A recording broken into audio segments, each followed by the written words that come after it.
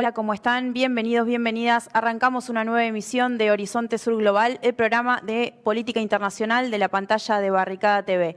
Y nos vamos directo con nuestro flash de noticias. Italia. El primer ministro presentó su renuncia. El primer ministro italiano, Mario Draghi, presentó su renuncia este jueves luego de la división de uno de los principales socios de su coalición, el movimiento 5 Estrellas. El presidente Sergio Mattarella no aceptó la dimisión de Draghi y ahora la Cámara de Diputados deberá discutirlo. Está programado que ocurra la próxima semana. Ante la crisis de conformación de gobierno, la ultraderecha reclama nuevas elecciones. Panamá. Continúan las movilizaciones. Miles de personas se movilizan en Panamá en el 12º día de paro que vive el país. Uno de los motivos de protesta es el fuerte aumento de precios de los combustibles, aunque también reclaman contra el alto costo de los alimentos y otros productos básicos. Además, exigen políticas de acceso al empleo, la salud y la educación. Frente al estallido de movilizaciones, el presidente Laurentino Cortizo anunció el congelamiento del combustible y otros elementos de la canasta básica. Sin embargo, los manifestantes consideraron que las medidas son insuficientes y continúan en las calles denunciando las políticas neoliberales. Estados Unidos. Exfuncionario admitió maniobras golpistas. John Bolton, quien fue asesor de seguridad durante la presidencia de Donald Trump, admitió haber ayudado a planear golpes de Estado en otros países. Aunque no entró en detalles, el hombre de confianza del exmandatario aludió al intento fallido de derrocar al gobierno venezolano que encabeza Nicolás Maduro, ocurrido en el año 2019. La Asamblea Nacional de Venezuela expresó una moción de repudio al exfuncionario. Condenaron al informante de Wikileaks. El ingeniero informático y ex empleado de la CIA, Joshua Sholti, fue declarado culpable por un jurado popular de Estados Unidos. Lo juzgaron por compilar de manera ilegal información de defensa nacional y transmitirla al sitio Wikileaks. Tras la sentencia del jurado, se espera conocer el monto de la condena contra Schultz, pero resulta un antecedente negativo a la espera de que el Poder Judicial de Inglaterra defina la extradición de Julian Assange. Uruguay quiere un tratado de libre comercio con China. El presidente de Uruguay, Luis Lacalle Pou, anunció que finalizaron de manera positiva el estudio de factibilidad para concretar un tratado de libre comercio con China. Luego dijo que empezarán de manera formal las negociaciones con el gigante asiático. Esta decisión del gobierno uruguayo impactará en la agenda de la cumbre del Mercosur, que empieza el jueves que viene en Asunción, ya que para poder cerrar el acuerdo requiere la aprobación de los 4 países que componen el bloque. El mandatario reiteró la vocación netamente aperturista de su gobierno y dijo que el país necesita abrirse al mundo.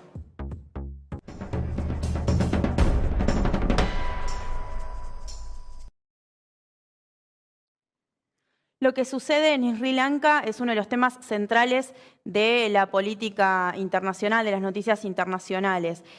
A partir de un estallido del fin de semana pasado, el sábado pasado, vimos imágenes que recorrieron el mundo de cientos de manifestantes tomando el Palacio Presidencial. El presidente se comprometió a renunciar el día 13 de julio para calmar esas movilizaciones. Bueno, finalmente terminó dimitiendo el día de ayer, 14 de julio, desde Singapur, lugar donde se encuentra después de haber huido del país en un avión militar vía las Islas Maldivas.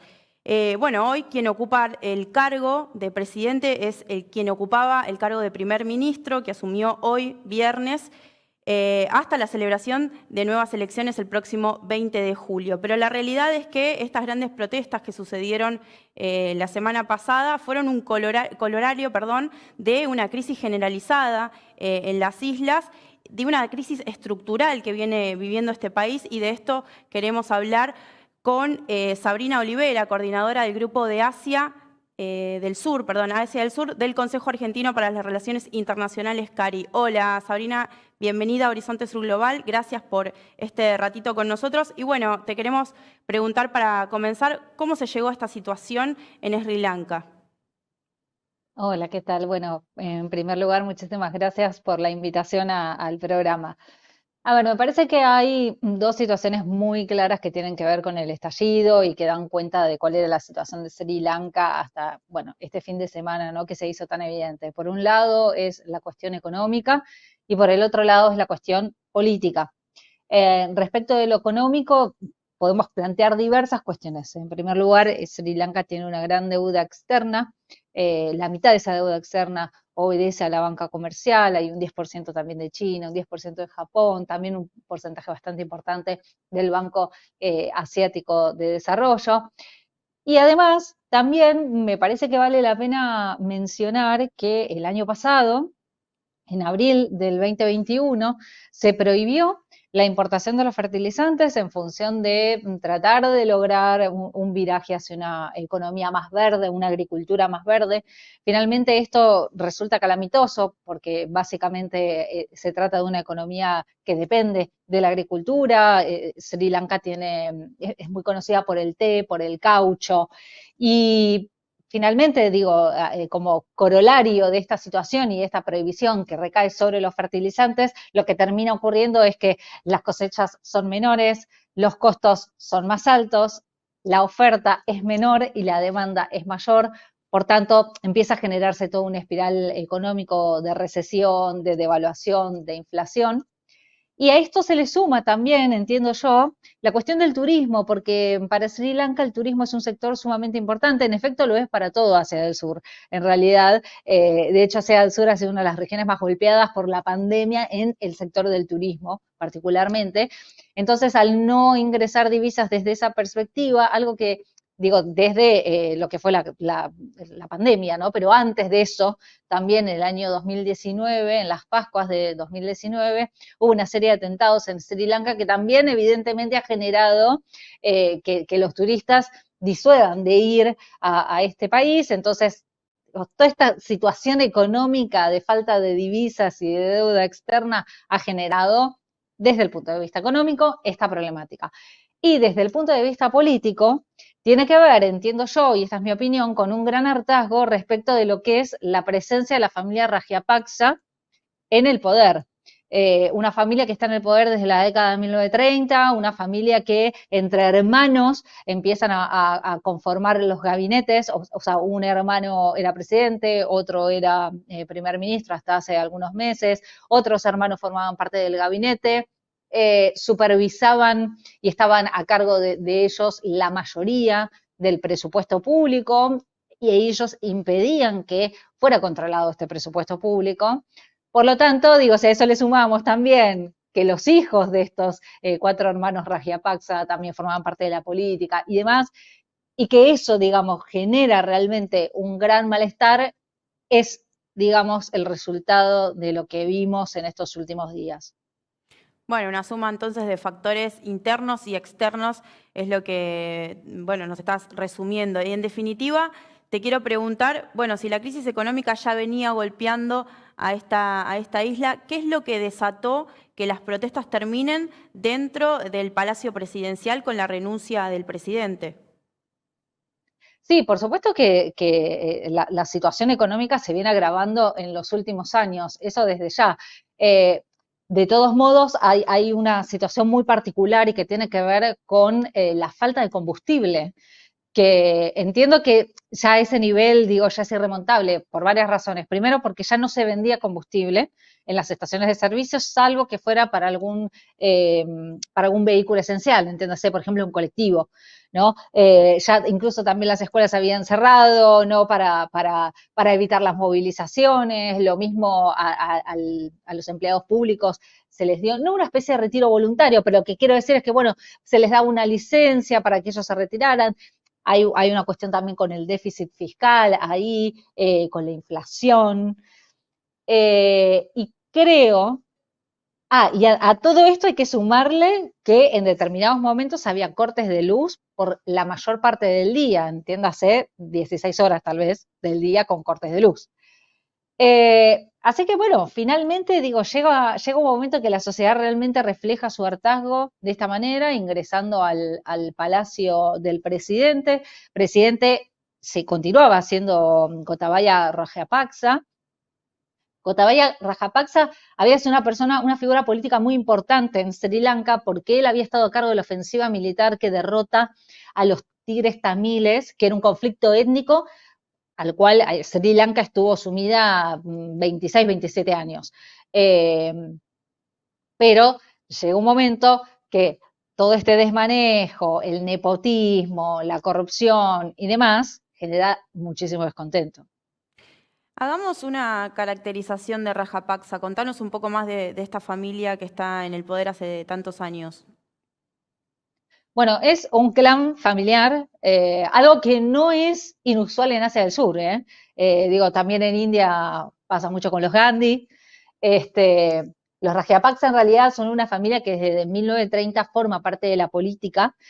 Primero, los Rajapaksa formaban parte de los consejos locales, luego pasan a ser miembros incluso del parlamento. Sri Lanka tiene un parlamento conformado por una única cámara.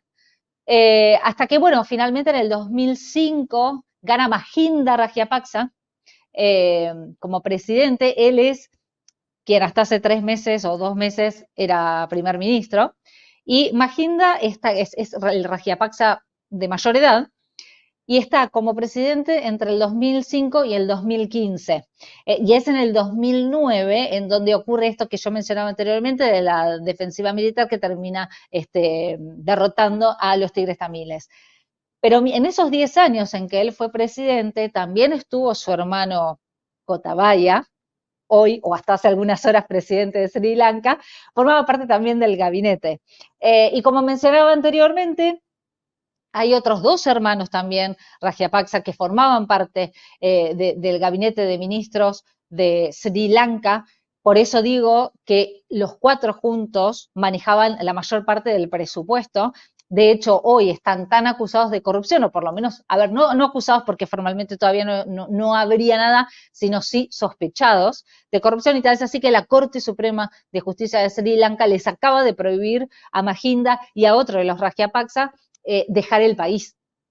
Sin embargo, Gotabaya, al ser presidente, goza de inmunidad. Entonces, por eso es que él se retira, aún siendo presidente, hacia Maldivas.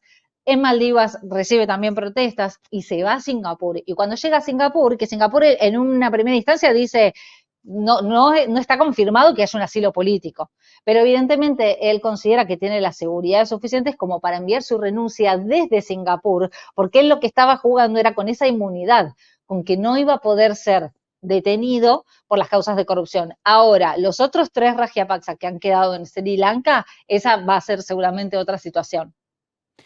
Bien, decíamos al principio en la introducción al tema, el próximo 20 de julio habrá elecciones, o esas son las fechas que están planificadas. Bueno, ¿quiénes tienen posibilidades de llegar al cargo de presidente en Sri Lanka?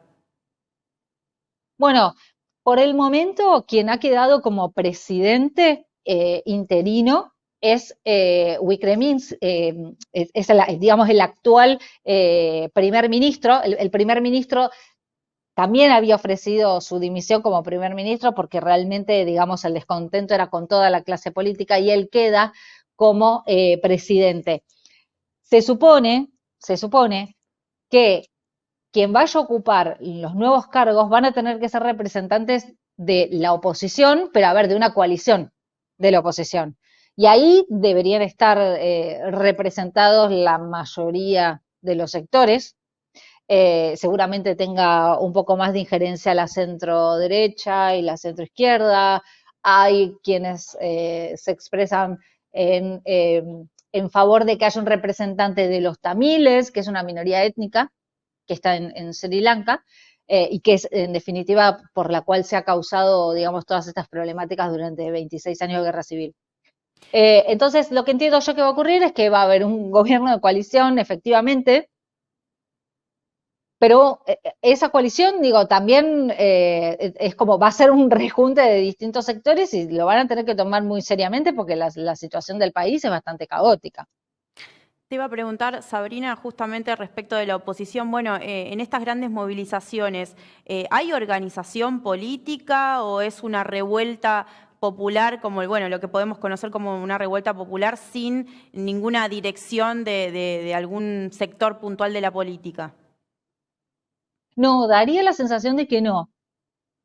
A ver, yo creo que igual es bastante pronto para saber si esto fue orquestado por alguna organización. Por el momento no es lo que se ve, por el momento lo que se ve es que han sido ciudadanos realmente muy cansados, muy enojados con la dirigencia política, eh, de una manera bastante particular, digo, porque tal vez entrar a la casa del presidente, sentarse a comer, acostarse en la cama, sacarse selfies, es como hasta incluso un poco pintoresco para nosotros, pero no daría la sensación de que estuviese orquestado, o por lo menos no hay información al respecto. Por ahora lo que se entiende que fue es una manifestación espontánea.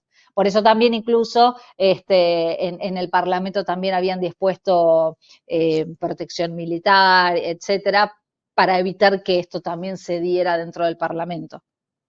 Bien, Sabrina, para ir terminando, te quería preguntar, bueno, el rol de Sri Lanka en la región de Asia del Sur, ¿no? Bueno, ¿cuál es la relación ahí con India como una de las grandes potencias de esa región?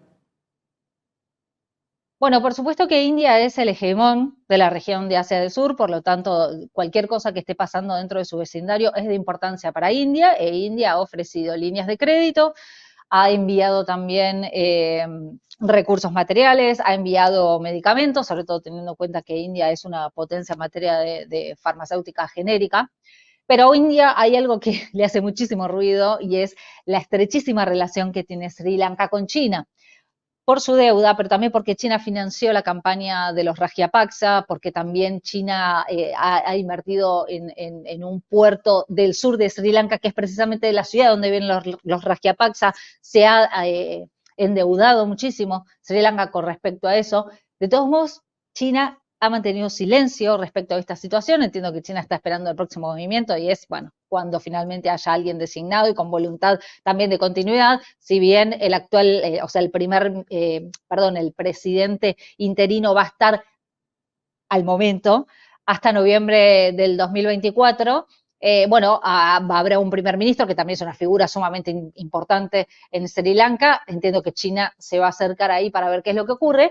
Entonces a India lo que le preocupa es la injerencia de China dentro de Sri Lanka, porque China e India, si bien tienen una buena relación comercial, sí tienen una relación un poco más conflictiva en términos territoriales, porque comparten una frontera de 3.500 kilómetros y tienen 2 puntos fronterizos en disputa. Entonces, ahí va a haber como una puja entre, bueno, ¿quién sale a salvar a Sri Lanka? Seguramente China va a poder hacerlo porque China tiene los medios económicos para hacerlo, e India todavía, digo, me parece que tiene que sortear algunas cuestiones internas estructurales como para ofrecer la ayuda en la proporción que podría hacerlo China. No sé si se entiende esto. Sí, sí. A lo que me refiero es Y que no tienen los mismos recursos. ahí además quiere jugar un papel también el Fondo Monetario Internacional, ¿no? Con la reestructuración de Es la que deuda Sri de este Lanka país. ya, sí, sí, sí, por supuesto. Exactamente, exactamente.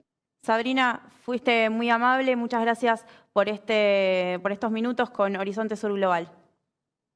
No, gracias a ustedes por tenerme en cuenta. Bueno, nosotros y nosotras nos vamos a un corte y ya regresamos.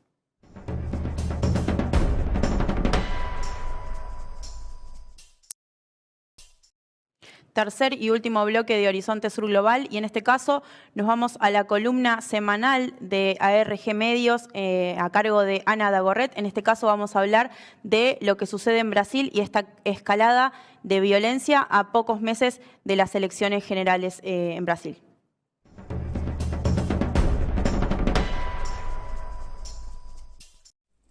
Buenas noches, compañeros de Barricada TV, buenas noches también a toda la audiencia. Bueno, y en esta oportunidad vamos a hablar de violencia política, ¿sí? Violencia política en Brasil, porque bueno, tuvimos lo que fue el fin de semana pasado, el caso del asesinato de Marcelo Arruda, un militante del Partido de los Trabajadores que fue asesinado a sangre fría por un fanático bolsonarista. Marcelo se encontraba celebrando su cumpleaños en una temática, ¿no?, muy del Partido de los Trabajadores, con fotos fotos de Lula cuando este agresor irrumpió en la fiesta en la que nadie lo conocía, no había sido invitado, era una fiesta privada a puertas cerradas, y amenazó de muerte a todos los presentes. Luego, algunos minutos después, volvió al lugar de la fiesta y finalmente disparó contra el cumpleañero, quien lamentablemente perdió la vida, ¿no? Pero quien también evitó que ese asesinato se convirtiera en una tragedia mayor, porque bueno, la amenaza de muerte del agresor había sido contra todos los presentes y no solamente contra el cumpleañero. Esto lo enmarcamos en un contexto de violencia política porque justamente no es un caso aislado que hemos visto en Brasil, ¿sí? En Brasil la violencia contra adversarios políticos del presidente ha crecido y mucho, ¿no? Mucho también a instancias del propio presidente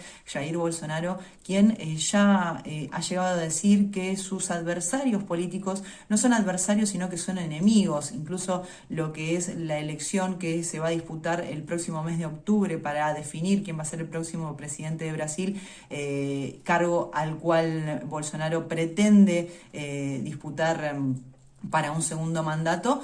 Bolsonaro ha llegado a decir que esta elección es una lucha del bien contra el mal, ¿no? Poniendo a sus adversarios políticos, a sus enemigos, del lado del mal, y a él y a los militares, ¿no?, que lo acompañan, y a las fuerzas políticas que lo apoyan como del lado del bien, ¿no? Esto de alguna manera también viene a ser apoyado por declaraciones del presidente, quien ya en el 2018, antes de ser electo presidente, llegó a decir que iba a fusilar a toda la petraleada, ¿no?, a toda la militancia del Partido de los Trabajadores de Acre. Eso lo dijo mientras estaba participando en un acto político en Acre.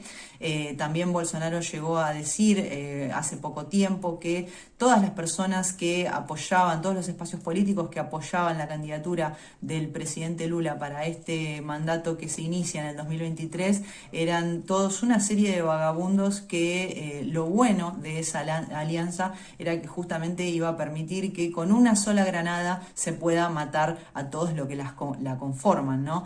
Entonces, digamos, esta es una situación que, si bien hoy por hoy la vemos en lo que es el caso del asesinato de Marcelo Arruda en Foz de Iguazú, también es una situación que se viene repitiendo a lo largo y ancho de todo el país. En el 2018 tuvimos el asesinato del mestre Catende, un mestre de capoeira, quien después de declarar su voto para la segunda vuelta de las elecciones en Fernando Haddad, fue asesinado por 12 facadas por un fanático bolsonarista, ¿no?, quien después finalmente confesó el crimen, se entregó y hoy por hoy se encuentra cumpliendo condena. Pero bueno, estas son situaciones que se vienen repitiendo y que el propio presidente, como les decía, viene incentivando justamente como estrategia política de cara a lo que se prevé que va a ser una derrota estrepitosa de Bolsonaro, quien viene echando mano a estrategias no solo extremistas de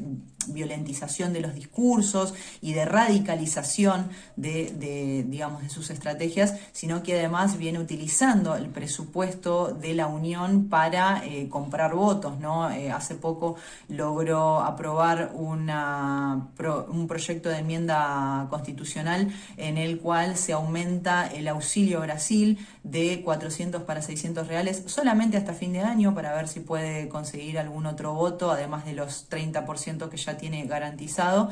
Pero que bueno, como les decía, la violencia, el discurso violento viene siendo la principal estrategia utilizada por el bolsonarismo para justificar lo que puede llegar a ser una reacción, ¿no?, ante una derrota que se prevé que puede llegar a tener el actual presidente en las próximas elecciones. Según las encuestas, hoy por hoy Lula aparece con una ventaja bastante importante de más de 10 puntos, pero también, y esto es lo más importante, con muchas posibilidades cada vez más concretas de ya alcanzar una victoria en primera vuelta, lo que para Bolsonaro sería una derrota abismal, ¿sí? Algo que no tendría posibilidad de revertir, que no sea a través justamente de una reacción, de una insurrección en las calles de parte de quienes apoyan su candidatura y de parte de quienes también han adoptado ese discurso de que las urnas electrónicas no son confiables y que todo el proceso electoral va a estar viciado para impedir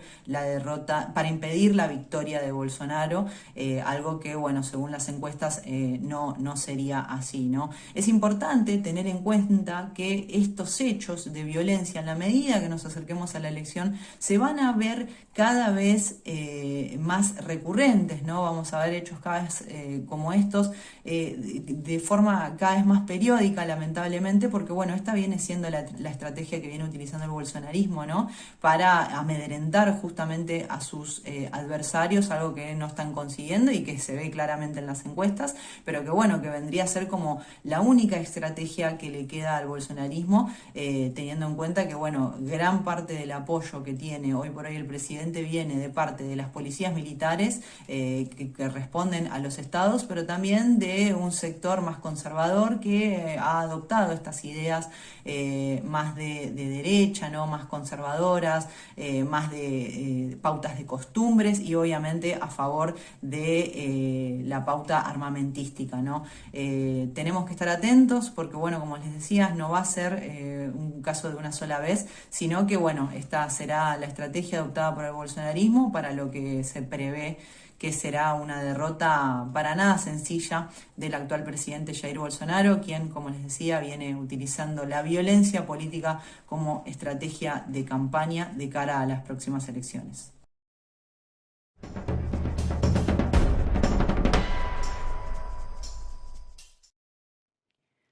Llegamos al final de esta emisión de Horizonte Sur Global. Nosotros y nosotras nos volvemos a reencontrar el próximo viernes a las 22 horas por la pantalla de Barricada TV.